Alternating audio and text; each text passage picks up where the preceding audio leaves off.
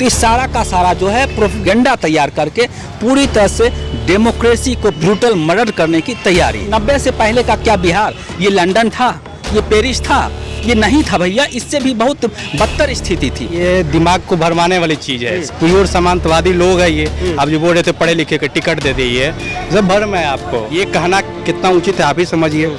और ये पुष्पम प्रिया का जो बात कर रहे हैं कि 10 दिन में मतलब कि इनके पीछे सब आरएसएस के लोग हैं, इनको फंडिंग कर रही है और प्रचार कर रहे हैं लोग। लालू यादव हो रहे हैं क्या, नीतीश कुमार हो रहे हैं क्या? हमें तो लगता है मेरे ये सभी लोग नहीं है कि रोड पर लाठी खाती नजर आते हैं कि वो आंदोलन किए हैं। आज 30 साल के लॉकडाउन बता रही है कि बिहार को क्या जानती है। इस वीडियो में वक्ता ने जो भी कहा वह उसकी अपनी राय है, जिसकी पुष्टि लोकतंत्र टीवी नहीं करता। नमस्कार, मैं हूं देव। इस समय आप देख रहे हैं लोकतंत्र टीवी। ये बिहार की राजधानी पटना है, जहां लगातार ये मुहिम चल चुकी है कि बिहार में इस बार किसकी सरकार। क्योंकि आपको बता दें कि तमाम जो युवा हैं इस बार नीतीश कुमार के मैनिफेस्टो में ये लगातार इस बात का जिक्र किया जा रहा है कि रोजगार जो है युवाओं के लिए इस बार विशेष रूप से उस पर ध्यान दिया जाएगा। ये नीतीश कुमार जी मानते हैं कि पिछले 10 सालों में 15 सालों में युवाओं पर जो है इसकी नाराजगी है। युवा जो है इस बात को लेकर जाहिर कर रहे हैं कि आखिर जो रोजगार की बात लगातार चल रही थी 15 सालों से, वो रोजगार कहाँ चला गया है, ये बात बिहार का जो है युवा पूछ रहा है। हमारे साथ मौजूद है विकास जी, आरजेडी प्रवक्ता हैं। क्या लग रहा है विकास जी, नीतीश कुमार का जो मैनिफेस्टो आया है उस बात का लगातार जिक्र हो रहा है कि इस बार युवाओं पे जो है रोजगार की लगातार जिक्र होगी, बात होगी? देखिए, नीतीश कुमार जब सबसे पहले आए थे तो उन्होंने बिहार को पेरिस बनाने की भी वादा किया था। तो आज क्या आपको लग रहा है कि बिहार पेरिस बन गया है? तो कथनी और करनी में बहुत अंतर होता है। सवाल है युवाओं की रोजगार की, तो बिहार की युवाओं नहीं, पूरे देश का युवा जो बेरोजगार। सबसे बड़ी बात तो है कि ये भारत जो है 2030 तक सबसे दुनिया के सबसे यंगस्टर कंट्री माना गया। और यहाँ पे ये बहुत ही बड़ी विडंबना है कि इस देश में युवा ही बेरोजगार है, युवा ही परेशान है, युवा के साथ ही नाइंसाफी होता है। तो हर सरकार आती है और युवा को क्या होता है कि एक पुराने ज़माने में होता था बाइस्कोप, उसको बड़ा सा होता था और उसको लगा करके गांव में सबको दिखाया जाता था। तो ये इलेक्शन आते ही ये सरकार बाइस्कोप दिखाने का काम करती है और युवा, खास करके युवा में भी है कि अब वो बाइस्कोप के झांसे में 1-2 बार आ चुके हैं। जैसा कि मोदी जी पहले बोल चुके हैं कि मैं 2 करोड़ रोजगार दूंगा।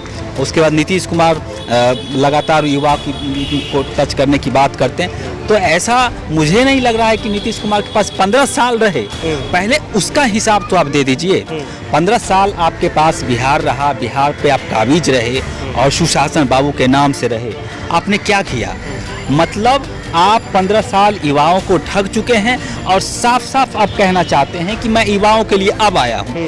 तो इससे बड़ा ये बेतुका बयान है। अगर मैनिफेस्टो में ऐसा जारी किए हैं तो मैं इससे बिल्कुल भी सहमत नहीं हूं। क्या नीतीश कुमार को इस बात का डर है कि पिछले 10 सालों में जो है युवाओं पर काम नहीं हुआ, इसलिए वो मैनिफेस्टो में लगातार जिक्र कर रहे हैं कि युवाओं के रोजगारों पर बात होगी? डर नहीं है, वो एक सत्य यथार्थ है कि नीतीश कुमार जो 10 साल था उसमें काम किया ही नहीं। वो समझ रहे हैं कि मैं युवाओं के लिए कोई काम किया ही नहीं। जहाँ तक आप देख सकते हैं कि उनका जो एक 7 निश्चय योजना था, उस तरह का योजना भी उसमें युवाओं की मतलब स्किल के लिए बात कही गई थी, कुछ को मतलब लोन प्रोवाइड की बात, वो सब कहाँ है? ये धरातल पे हो नहीं पाया है। और केवल आप मीडिया में आकर बोल देना, मैनिफेस्टो कर देना, सोशल मीडिया पे डाल देना, उससे युवाओं का कल्याण नहीं होता है। आप देख सकते हैं ये गांधी मैदान है, जरा कैमरामैन से आप कहिए दिखाने के लिए जितने युवा हैं उनसे पूछिए कि भैया आप की जो पहले IBPS की वैकेंसी आती थी वो वैकेंसी 15,000 से घट के क्या 1500 पे हो गई है? आपने जो रेलवे NTPC का फॉर्म डाला है उस पर क्या उसकी एग्ज़ाम हुई? आप जो BPSC भरते हैं उसका क्लियर हुआ एग्ज़ाम? ये नीतीश कुमार अगर इस चुनाव में कर रहे हैं तो इसके सेंट्रल गवर्नमेंट में इनका एलाई पार्टनर भाजपा भी है और एलाई पार्टनर से भी इनका अगर थोड़ी सी नैतिकता युवाओं के प्रति बचा है तो ये खुद पूछें कि भैया आपने कहा था कि 2 करोड़ रोजगार दूंगा, तो अगर नहीं दे रहे हैं तो मैं आपका एलाई पार्टनर नहीं हूँ। अगर युवाओं के साथ इनकी संवेदना है तो फिर आप जेपी नड्डा जी यहाँ है और तमाम तरह की जो चुनावी रणनीति लगातार तैयार हो जा रही है। आज जेपी नड्डा है, कल अमित शाह जी आएंगे, फिर मोदी जी आएंगे। तो एक कहा जा रहा है कि परसेप्शन युवाओं का जो दिमाग है मोदी जी के कब्जे में है, मोदी जी उस पर कब्जा करते हैं, क्योंकि जिस तरीके से 2019 का चुनाव देखा जा रहा है, युवाओं का एकदम मैंडेट मिला है मोदी सरकार को। तो इस बार आएंगे तो इस बार भी मिलेगा बिहार विधानसभा को लेकर। एक्चुअल होता क्या है कि अभी देखिए, अभी एक पॉलिटिकल डिजास्टर के साथ साथ एक डेमोक्रेटिकल डिजास्टर कहिए, ये जो सरकार आई है, युवा को थोड़ा सा अपने आप में अवेयर होना पड़ेगा। होता क्या है कि आपको एक सिलेबस दे दिया गया है, जैसे कि स्कूल में आपको जो किताब में है उसको वो पढ़ाया जाता है, आप वही पढ़ते हैं, उसके एक्स्ट्रा नहीं सोच पाते हैं। तो इस सरकार में हमने एक चीज़ देखा है कि आम जो जनमानस होता है गांव तक के लोगों को, उसको टीवी में बस उतना ही दिखाया जाता है और वो लोग उतना ही देख करके संतुष्ट खुश हो जाते हैं, उस पर हंस लेते हैं, उसकी योजनाओं पे खुश हो जाते हैं। तो इससे उनकी जो मेन समस्या है वो ख़त्म नहीं हो पाती है। आप देख सकते हैं कि जेपी नड्डा आज आए हैं और बड़ी ही वो प्री प्लान्ड करके हर चीज़ को अध्यात्म करने का प्रयास करते हैं। आप अध्यात्म करिए, बेशक अध्यात्म होइए, लेकिन किसी चीज़ को आध्यात्मिक करके उसका कल्याण नहीं हो सकता है। आप देख सकते हैं कि आज जेपी जयप्रकाश नारायण जो जन क्रांति लाए थे, ये बिहार की धरती से थे, उनके जन्म जयंती पे आए हैं और गया को ही चुने हैं और गया को चुन करके उन्होंने बौद्धिज्म और हिंदुज्म को अपने भाषण में समाहित किया। उससे होता क्या है कि पब्लिक डोमेन में वो उनका रहता है ज़्यादा प्रयास कि मेन जो बेसिक नीड है युवाओं का, जो पब्लिक का बेसिक नीड है, उसको पीछे करके ये अध्यात्म की बातों को आगे करना। और इसी करके जेपी साहब का नाम लेकर के उन्होंने बहुत सारे 1.25 लाख करोड़ का जो फंड था उसको बोले हैं। इससे पहले भी वो ये घोषणा कर चुके हैं, तो वो फंड कहाँ दिख रहा है? अगर वो फंड होता, उससे पहले भी 1.25 लाख करोड़ की खुद यहाँ पे स्वयं प्रधानमंत्री जी कह के गए थे।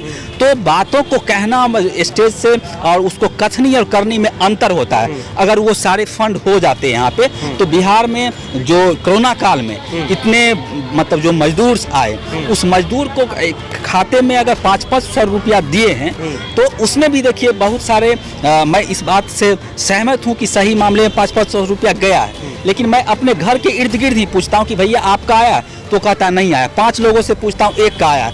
अब वो एक क्या है, उसका एडवर्टाइज है, वो जाएगा कहीं पे बोल रहा है कि मेरा तो आया है, तो लोगों को लगता है कि सही में मोदी जी ऐसा किए। तो इस सारा का सारा जो है प्रोपेगेंडा तैयार करके पूरी तरह से डेमोक्रेसी को ब्रूटल मर्डर करने की तैयारी है।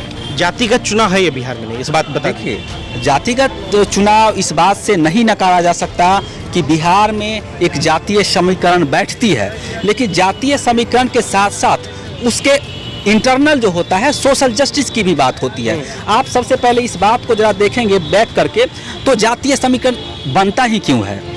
अगर आप उस जातीय समीकरण बनने की हिस्ट्री को देखेंगे तो क्यों बनता है, तो जातीय समीकरण है और उसमें क्या होता है कि आप पूरे चुनाव की प्रक्रिया को खंगालेंगे तो टिकट देने में भी सबसे बड़ी बीजेपी को आप कहते हैं कि वो जाति पाति से उठ करके वो वहाँ पे उस क्षेत्र की जाति के जनसंख्या के अनुसार टिकट भी बांट रही है। लड़ाकू भी होना चाहिए, पैसे वाला भी होना चाहिए, जिताऊ भी होना चाहिए और अपने मन की मर्जी से करने वाला भी होना चाहिए। मतलब पूरे का पूरे ये डेमोक्रेटिक डिजास्टर है। तब तो मुझे लगता है आपके बातों से कि पुष्पम प्रिया जो है प्लुरल्स पार्टी है, वही डेमोक्रेटिक चीज़ों को बचा रही है। क्या जिस तरीके से पढ़े लिखे को उन्होंने टिकट दिया है, बाकी जैसे भाजपा की आप बात कर रहे हैं, अन्य राजनीतिक दलों की बात कर रहे हैं, सब जो है पैसे वालों को, क्रिमिनल्स को दे रहे, लेकिन पुष्पम प्रिया तो पढ़े लिखे को दे रहे, उसकी फिर सरकार होनी चाहिए। मैं देखिए बहुत सारी बातों से मैं सहमत भी हूँ, क्योंकि एक एज ए यूथ, लेकिन पुष्पम प्रिया चौधरी को एक बात मैं बार बार उनका देखता हूँ कि उनके मनसे में मुझे डबल स्टैंडर्ड लगता है। क्योंकि जैसे कि बिहार में अभी बहुत कुछ सोशल जस्टिस होना बाकी है। जैसे कुछ % लोगों के पास पूरी की पूरी संपत्ति होती है। जैसे देश का ही ढांचा निकालिए तो 27% संपत्ति 1% लोगों के पास होता है, तो बिहार में भी है। तो सोशल जस्टिस की बात पुष्पम प्रिया चौधरी नहीं कर सकती है, वो केवल इकोनॉमिकल जस्टिस की बात कर रही है। इकोनॉमिकल जस्टिस की बात और सोशल जस्टिस में बहुत सारा डिफरेंट है। ये रोम नहीं है, ये अमेरिका नहीं है। यहाँ पे कास्ट कैपिटलिज्म रहा है और ये कास्ट कैपिटलिज्म के बदौलत यहाँ पे लोगों को हैरेस किया जाता है। तो पुष्पम प्रिया चौधरी बार बार कहती है कि बिहार में 30 साल से लॉकडाउन है। तो ये कहीं ना कहीं उनकी जो ये मानसिकता है उस पर मुझे संदेह है। आप देख सकते हैं कि 30 साल की कहें तो मतलब 15 साल नीतीश बाबू का, 15 साल लालू बाबू का।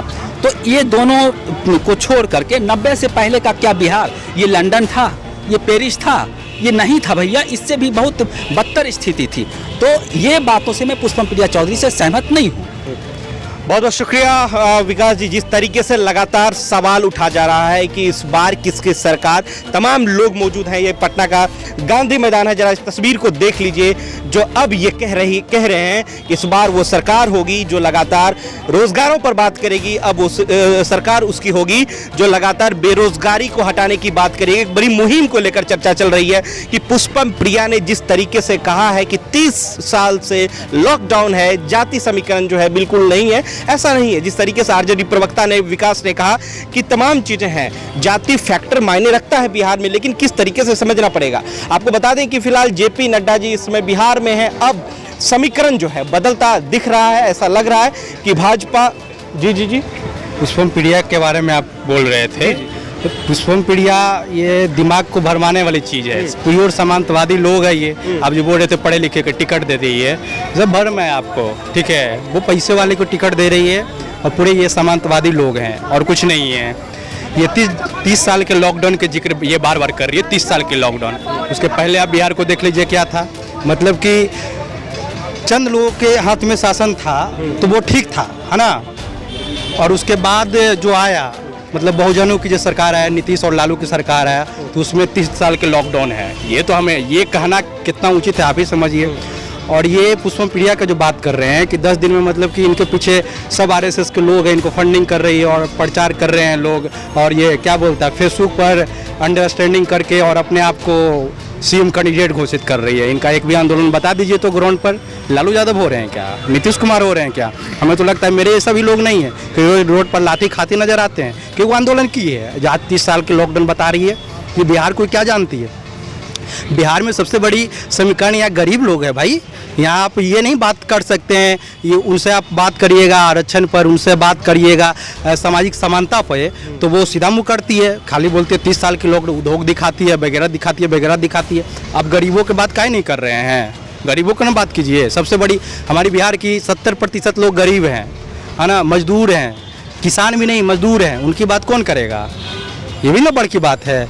तो अब आप एक अंडरस्टैंडिंग, उनका कौन जानता है? उनको सिर्फ फेसबुक वाले लोग जानते हैं। फेसबुक कौन चलाता है? तेजस्वी यादव आंदोलन किए हैं, लाठी खाए हैं। तेजस्वी यादव आंदोलन लाठी नहीं खाए हैं, कैसे बोल रहे हैं? बहुत बार लाठी खाते नजर आए हैं, बहुत बार लाठी खाते नजर आए। आंदोलन लाठी मारने वाला अलग बात है, अब हमको लाठी मार देता है, तेजस्वी को नहीं मारा होगा अलग बात है, लेकिन आंदोलन तो आदमी करता है, बहुत बार रोड पर निकला है, उसमें कोई डाउट नहीं है। प्रॉपर प्लान का दावा किया जा रहा है कि मेरे पास एक प्लान है जिससे बिहार जो है बढ़िया हो सकता है। प्लान? कौन प्लान? ऐसे ही हवा में प्लान, हवा वाला प्लान थोड़ी होता है कुछ यार। आप ही बोलिए कि हम बिहार के सीएम है, सीएम बन गए क्या? देखिएगा 2 सीट भी जीत के ले जाए, फिर उसके बाद बताइएगा। वो फेसबुक पर प्लान बनाते नजर आएगी। विकास बोलिए। आपने एक सवाल किया था कि तेजस्वी यादव कभी लाठी खाए हैं। रही बात उन्होंने आंदोलन की बात थी, तो मैं बता दूं कि जब से नीतीश कुमार से मेरा एलायंस पार्टनर ख़त्म हुआ, तो उसके बाद जितने भी सोशल जस्टिस के मुद्दे पे, ये बीजेपी सरकार का या फिर SC/ST एक्ट हो या रोजगार का मामला हो या बहुत सारे, तो सबसे ज़्यादा सड़क पे रहने वाले यंगस्टर यूथ तेजस्वी यादव हैं। उसका आप रिकॉर्ड देख लीजिए।